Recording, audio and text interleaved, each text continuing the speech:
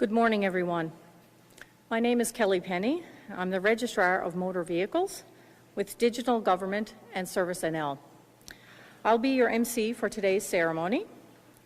We've all gathered to recognize the World Day of Remembrance for road traffic victims. On this day, we remember and honor individuals who've been seriously injured or who have lost their lives on our roadways and the families they've left behind. We are all too familiar with the devastating effects of road traffic incidents and how the lives of the victims' families and friends are forever changed as a result. Before we proceed with today's ceremony, I would like to welcome attendees from various organizations that are represented here this morning. The Royal Canadian Mounted Police, the Royal Newfoundland Constabulary, Stand for Hannah Foundation, Sarah Pittman, Bicycle NL, and Safety NL. To begin, I would like to welcome to the podium the Honourable Andrew Furey, Premier of Newfoundland and Labrador.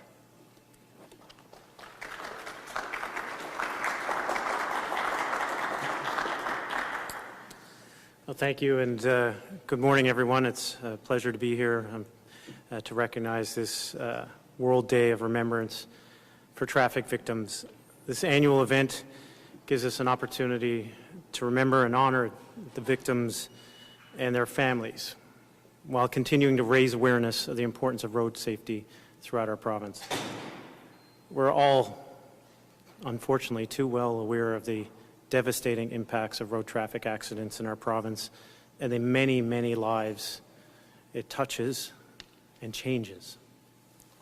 I have to tell you, as a trauma surgeon myself, having to deliver the news that lives have been changed as we try to rebuild road traffic injured patients, as hard as that was, you knew the tougher news was delivering the news that you couldn't rebuild somebody and that their lives had been lost.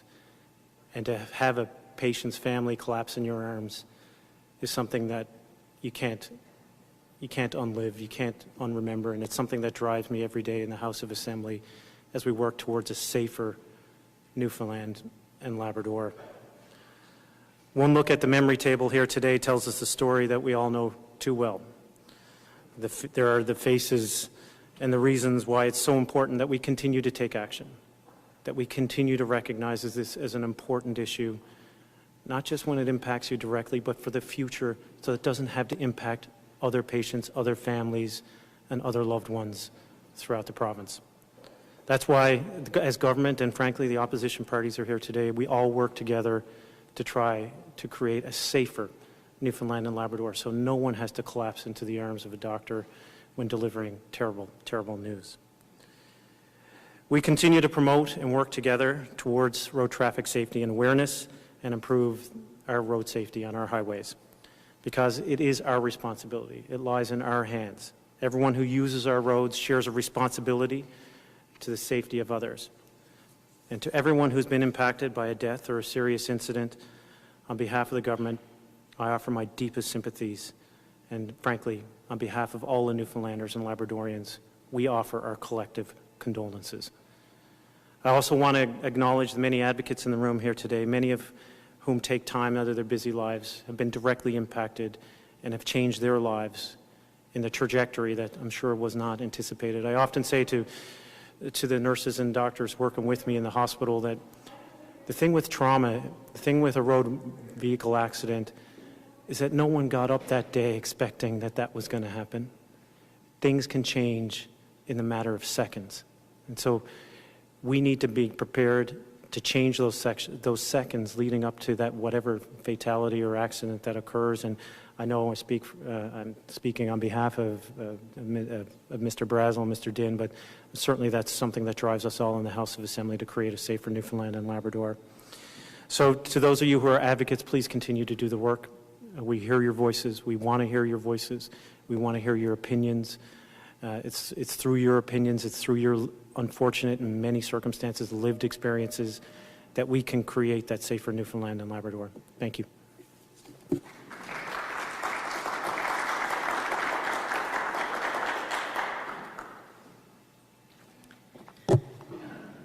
Thank you, Premier. Ladies and gentlemen, please welcome to the podium the Honourable Sarah Studley, Minister of Digital Government and Service NL. I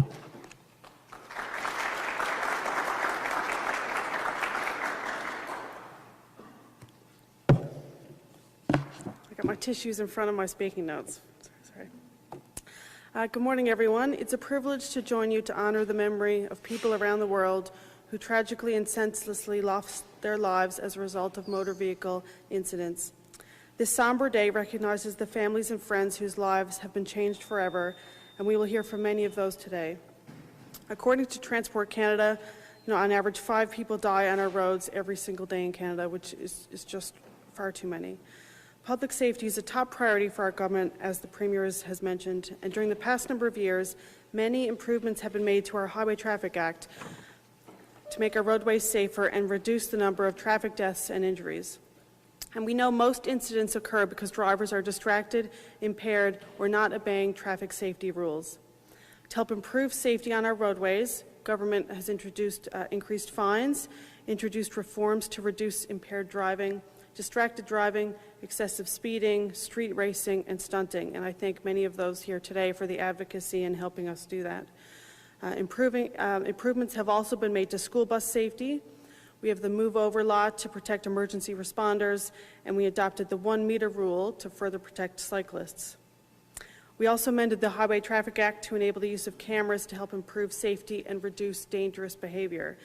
The regulations for the camera use were recently published in the Gazette, and we have an interdepartmental working group working on how those should be operationalized with our law enforcement partners.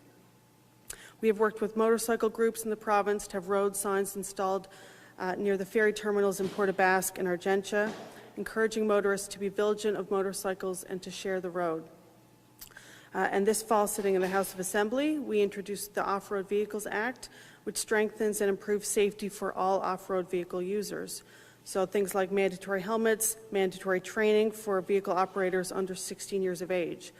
We also made changes improving visibility when you're crossing a highway, to set a speed limit and distance allowed for traveling along a highway to reach a trail. So these changes align with our commitment to improve vehicle safety. And many of the motor vehicle incidents on our roadways involve moose, as we know.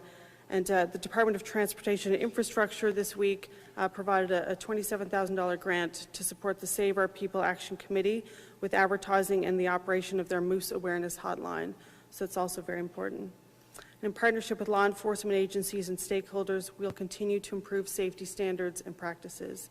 And I think it's very important to highlight that safety is everyone's responsibility when they're operating a motor vehicle or a passenger. And I guess, so my dad is the safest and most boring driver maybe in Newfoundland and Labrador, I have to say. It's a joke amongst his friends growing up. Everyone always joked about how safe a driver my dad was, how boring. He always went 100. His friends made fun of him. My friends would make fun of him when we'd be going to a volleyball tournament or something. And I have to say, after attending events like this, watching the Stand for Hannah documentary and having my little boy, I've turned into my dad. I choose now to drive 100 and not 105 on the highway, I know not everyone does that, but I've turned into my dad, and thank you for coming. And I just want to say, thank you to our partners and the advocates for families, and you are making a difference. And so thank you, keep that up. Thank you very much.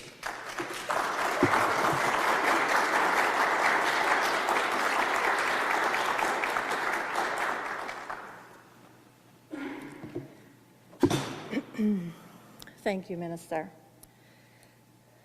We have many stakeholders present today for this event, individuals who all work tirelessly to promote road safety. I would now like to call upon Superintendent Tom Warren of the Royal Newfoundland Constabulary to say a few words.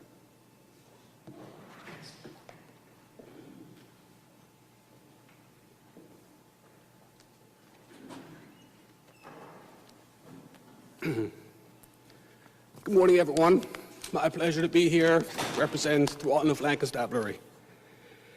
Today, on this National Day of Remembrance for road crash victims, we reflect on devastating loss of life that continues to occur on our roadways. We must remember the victims and pledge to do our part in making our roads safer. A disproportionate number of traffic incidents involve road users that are pedestrians, cyclists, and motorcyclists.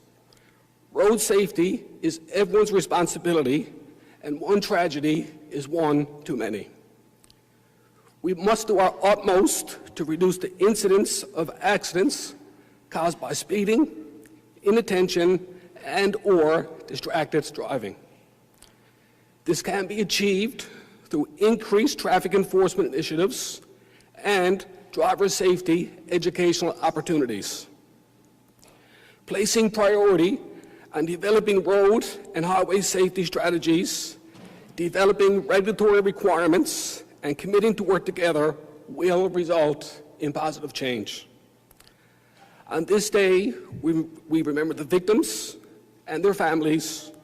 We pledge to do our part as law enforcement agency to reduce accidents and improve highway safety in our province. Thank you.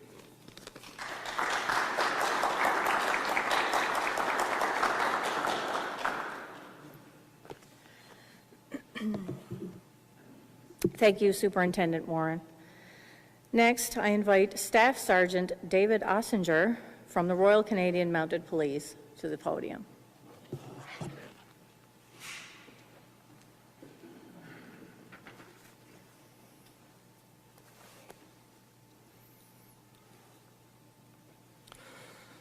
Good morning, everyone. I'm pleased to be here this morning on behalf of the Newfoundland and Labrador RCMP to mark this occasion with you. Today we're pausing to remember the victims of road crashes, and I want you to know that your police stand with you in grief at the tragic loss of life and those life-altering injuries sustained. To those of you affected or injured by a road crash, if you've lost a loved one, please accept my sincerest sympathies. And I know that only goes so far. What we really want is change. Police officers and first responders know all too well the devastation of collisions firsthand. We see the tragedy and the loss when we show up at the scene. We see the shock and the emotional pain when we have to deliver the tragic news that a loved one has been killed. And sadly, frustratingly, we also know that the far majority of these collisions are preventable. So far this year, there have been 24 fatal crashes in the RCMP's jurisdiction of Newfoundland and Labrador, with 26 lives lost. This loss of life and injuries represented by these numbers are just heartbreaking. We, as a community, have to learn from them. Road safety is a priority for our provincial government, for the RCMP, the RNC. Our goal is to reduce this number of fatal and serious collisions in the province, to save lives, to reduce injuries. We have some tools in our toolbox. We do strategic enforcement initiatives, general enforcement. We work very closely with our government partners and safety advocates, just seeking to make the roads in the province safer for everyone. But we also know that enforcement is only part of the answer. While weather and road conditions can play a part in crashes, we also know that one or more of the following factors is present in almost every crash we attend: aggressive and distracted driving, impaired driving, speeding, lack of seatbelt use. These are all behaviors that flow from a choice that somebody makes. These crashes are completely avoidable. Simply put, buckling up, using designated drivers, following speed limits, putting down the cell phone may seem like small decisions, but all too often they have huge consequences. And so I think of today's event as a call for change and a shift in driver attitudes. And I'm pleased to see it happen, that we can just take a moment together, think about the loss, acknowledge the pain, and support one another in pushing for that shift in attitude and behavior on our highways. Thank you for allowing me to be a part of that.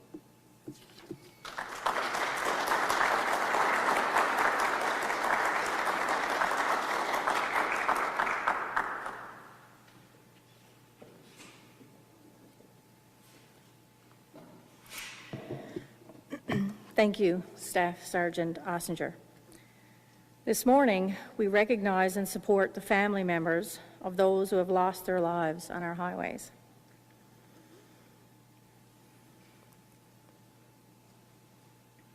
I now welcome Gail Thorne from the Stand for Hannah Foundation to share what this day of remembrance means for her and her family.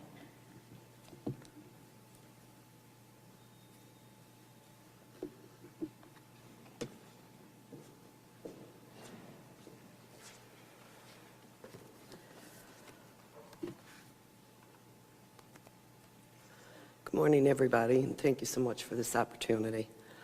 World Day of Remembrance for Road Crash Victims is an annual event in memory of those who killed or seriously injured on our roads and highways.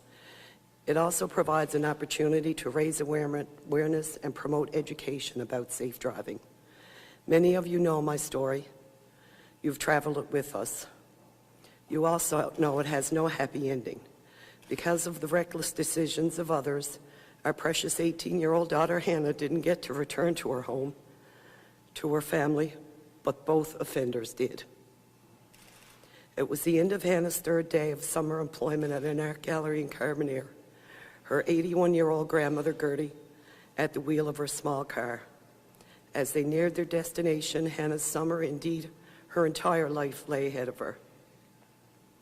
It was Thursday, July 7th, 2016, at 5:30. A beautiful summer's day when Hannah's life ended in a high-speed explosion of steel and glass on a well-traveled road known as the New Harbour Barrens, just 4 kilometers from her home on a straight stretch of highway cresting a small hill. Her dreams and goals came to an end. Vehicles were not allowed to pass here, the solid line of warning, but the F-150 pickup traveling at 160 kilometers just seconds before collided head-on with the small Hyundai. Hannah's death was fully preventable, as many are. Lives can be saved if we all simply obey the rules and regulations when driving. It's really that simple. Nothing good comes from reckless or distracted driving.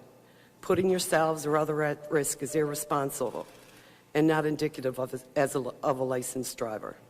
We need to listen and learn from others. A text, a phone call, or getting somewhere quicker is not worth leaving your family, possibly your children, a wife, with a life of grief. Yet we take these type of chances every day. It's up to us to stop this type of driving and lead by example. It's been 5 years since Hannah has taken, and we struggle every day. Time does not heal all. We will grieve Hannah for the rest of our days. But if by telling her story we can save somebody else's Hannah or change minds about safe driving, then it's worth every emotion it takes. Nobody deserves to wear the shoes that I'm forced to wear every day. Thank you.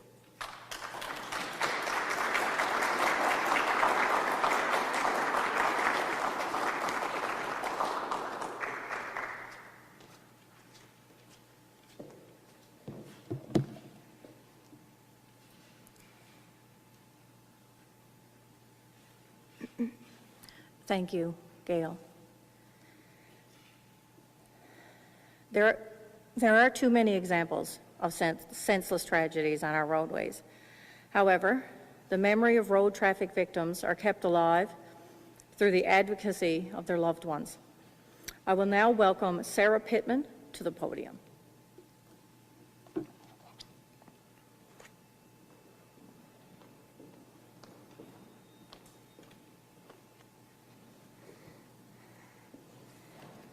Good morning. My name is Sarah Pittman. I am a widow because of a distracted driver. My wonderful, handsome, quirky, intelligent, talented, fun-loving husband, Shani, was killed following a horrific car crash on the Trans-Canada Highway near Butterpot Park. This entirely preventable crash, not accident, it's a crash, happened on April 19, 2016. Shannon was horrifically injured at the scene, and he ultimately died in the Health Science Center ICU from a massive head injury 24 hours after the crash. He was an innocent passenger in the vehicle. His colleague, Randy Ralph, was also needlessly killed in this senseless and avoidable crash. Sudden, brutal, and without warning. Just over 5 years ago. However, it feels like 5 seconds and 500 years all mixed into one. An insufferable tangle of time. Time which lost all meaning since that tearful fateful day. The day all our lives were fundamentally and permanently altered, destroyed, ruined. Thank you for gathering here today to pay tribute to road crash victims, to remember them, when in reality there's not a moment that passes when we, who fruitlessly lost our loved ones, who were killed, do not remember them. It is impossible to forget them. Why would we want to? The memories, so today's about remembrance, the memories we have of Shani when he was alive are innumerable. Very painful to talk about, but necessary to discuss, keeping him here with us all.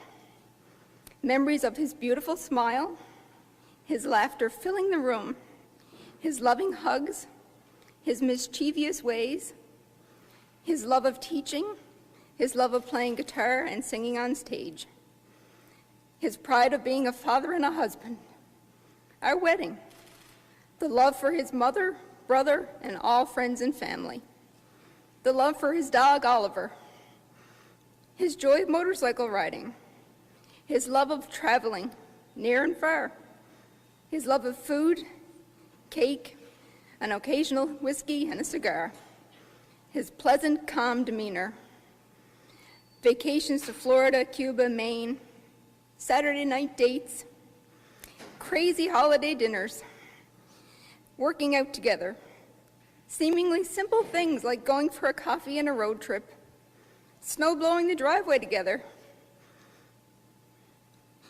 snowshoeing after work, even arguing with him, listening for his feet tapping outside our bathroom door to tell me it's his turn to get in, chatting in the evenings to decompress, dancing around the kitchen like fools,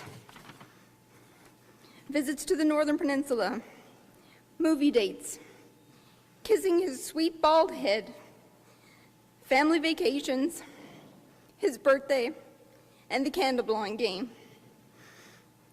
However, on April 19, 2016, we were cruelly forced to create a nightmarish collection of unbearable memories of Shani. These brutal memories were made under extreme duress due to a distracted driver. The atrocious phone call from the ER doc telling us to get to the Health Science Center quickly. In response to me answering the phone, is he dead? Blurred memories of arriving at the Health Science Center ER, where we were hurried into a family room, where the physician, who happened to be traveling behind the scene of the accident and accompanied Shani to the hospital, explained Shannon's terrible diagnosis and probable fatal prognosis. Remembering being led down the hallway, directed to the stretcher Shannon lay on. Remembering the horrendous vision that continues to haunt me. Shannon's head was destroyed. Specifically, his skull was broken open, brain tissue exposed. His left eye was not in its socket. He had blood pooling in his mouth, which was filled with broken teeth and an eviscerated tongue. Shannon was being kept artificially alive, intubated and ventilated, with tubes and medications attached everywhere. Remembering kissing his face, screaming at him to wake up, holding his left hand, his wedding ring bloodied, but otherwise perfect. Remembering not getting a single response, nothing. Remembering Allison and Caitlin's faces when they saw their father, the horror and pure emotion they experienced. Remembering a grave conversation with the neurosurgical team, who informed me that surgery was futile, but that they would try anyway. Remembering a craniotomy was completed. Remembering Shannon's brain tissue being described as black and dead and swollen beyond control. Remembering that after surgery, Shannon was transferred to the ICU with both his medical stability and appearance deteriorating from that moment. Remembering sitting by his side, holding his hand, laying on his chest, feeling the rise and fall in unison with the ventilator. Remembering family, friends, and healthcare professors coming in and out, drifting. Drifting is all I can explain it. Remembering that at some point a brain scan was completed, Shannon was officially declared brain dead. Remembering everyone being told to say their goodbyes. Remembering when he took his last breath. Remembering when the other half of me died. Remembering leaving Shannon's lifeless body to be taken to the morgue. Remembering going to plan a funeral service. Remembering writing Shannon's obituary. Remembering carrying Shannon's urn out of the church after his funeral and putting him in the ground.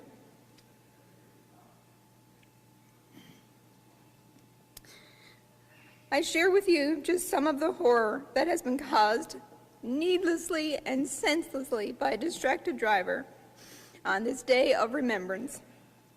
Why did I bother? Because everyone in attendance, as well as each and every resident of Newfoundland and Labrador, needs to remember one main thing. Not another victim of an avoidable crash should be killed, nor their family left to suffer agonizingly. The truth is, the harsh reality, if people took responsibility for their own driving behavior, everybody, no distracted driving, no impaired driving, no reckless driving, no speeding, etc., and solely focused on the task at hand, driving attentively, there would be no further crashes due to stupidity and selfish choices. That is the harsh truth. And so I beg you, I plead with you, I implore you, please put your phone away when driving. Stop driving drunk or high. Stop ignoring the rules of the road. Stop speeding. Stop being the problem. Strive to be part of the solution. Remember this. Stop making excuses. Be the individual to change driving culture, one driver at a time. Thank you.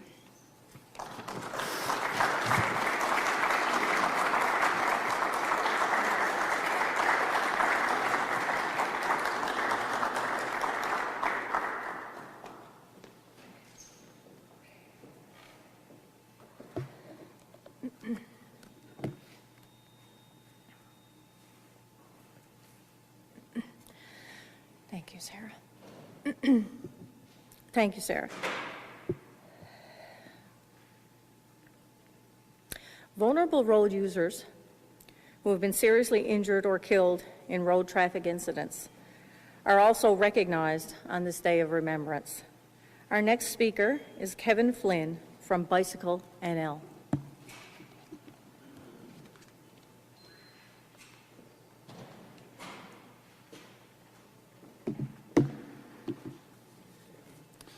Hey, good morning to all. And on behalf of Bicycle NL, I would like to recognize the importance of this day. And we've heard here this morning some horrific tales and the results thereof. I'd like to bring attention now to cyclists who have been unfortunately been victims in accidental road mishaps and road rage. And that happens in this province and across the country and throughout North America and the world. However, I'd like to take a moment to be a bit proactive here and bring attention to the 1 meter rule, which helps keep cyclists and motorists safe on our roads. And of course, the 1 meter rule was brought in by the government just 3 years ago. In short, the 1 meter rule allows a distance of one meter between the cyclist and a vehicle who's passing the cyclist and when they're headed in the same direction.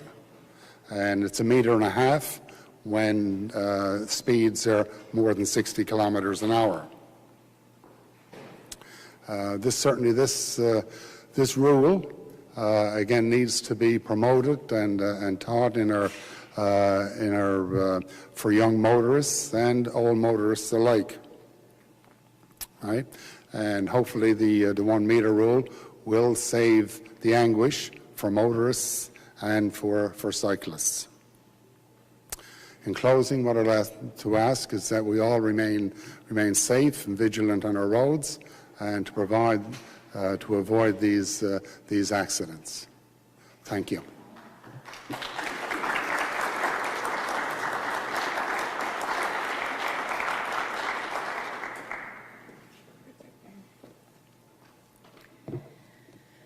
Thank you, Kevin. Ladies and gentlemen, this concludes today's event. On behalf of the Government of Newfoundland and Labrador, I want to thank you for sharing your stories as we reflect on the significance of this day of remembrance. Road safety is everyone's responsibility, so please, every time you sit behind the wheel, make the decision to drive safely. And as we conclude, I encourage you to take a moment to reflect at our memory table. Thank you.